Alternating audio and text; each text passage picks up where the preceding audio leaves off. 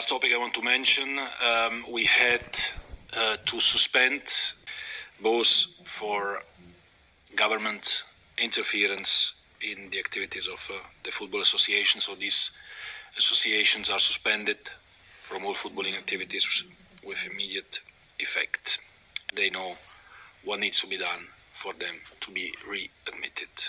Reaching us all the time, and the reaction we've been waiting for, is FIFA's response to the EU ruling that banning. FIFA will now analyse the decision in coordination with UEFA, the other confederations and the member associations before commenting further. I cannot stress more strongly at this moment, UEFA and the footballing world stand united against the disgraceful, self-serving proposals we have seen in the last 24 hours that are fueled purely by greed above all else. And we cannot allow, and we will not allow that to change. Never, ever. As previously announced by FIFA and the 6 confederations, the players will be banned on playing the World Cup and Euro.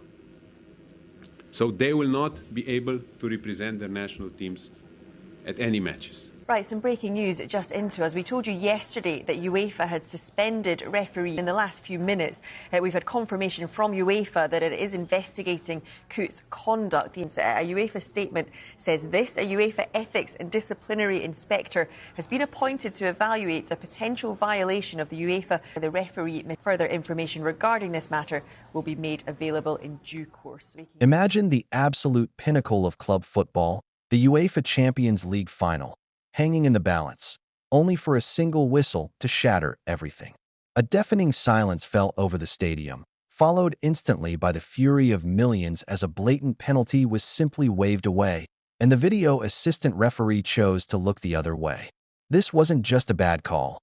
It was a systemic collapse on the world's grandest stage, a moment that didn't just break hearts. It ignited a war behind closed doors that now threatens to tear the very fabric of the sport apart. Welcome back to Royal Scope, where today we are pulling back the curtain on the most explosive cover-up in modern football history. The fallout from that fateful night has completely transcended the pitch, spiraling into an unprecedented crisis that has forced football's elite governing bodies into a defensive panic. Within minutes of the final whistle, the digital world exploded with millions of fans, pundits, and legendary former players demanding to know how a mistake of this magnitude could happen in the VAR era. But what started as public outrage has quietly transformed into something far more dangerous for the sport's ruling class, as whispers of hidden audio recordings and suppressed reviews begin to leak out. For Arsenal and their global fan base, the pain is still white-hot, rooted in the agonizing realization that a historic trophy may have been unjustly snatched from their grasp.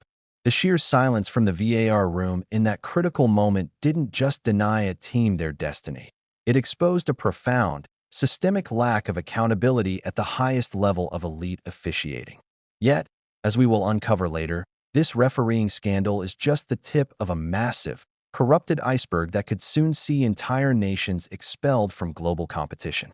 Behind the scenes, the panic at UEFA headquarters is palpable as an official ethics and disciplinary inspector has now been quietly appointed to evaluate a potential severe violation.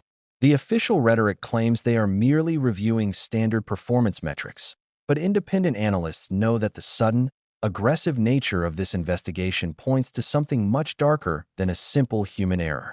The authorities are desperate to maintain a facade of control, yet their refusal to release the definitive VAR audio has only fueled accusations that they are actively hiding the truth to protect their own.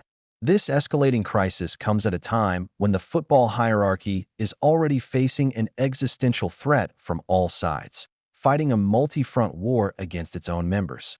Just hours before this refereeing scandal erupted, governing bodies took the nuclear option, suspending multiple national associations from all footballing activities with immediate effect due to illicit government interference. These nations have been completely cast out into the wilderness, banned from the global community until they bow to the rigid demands of the central authority.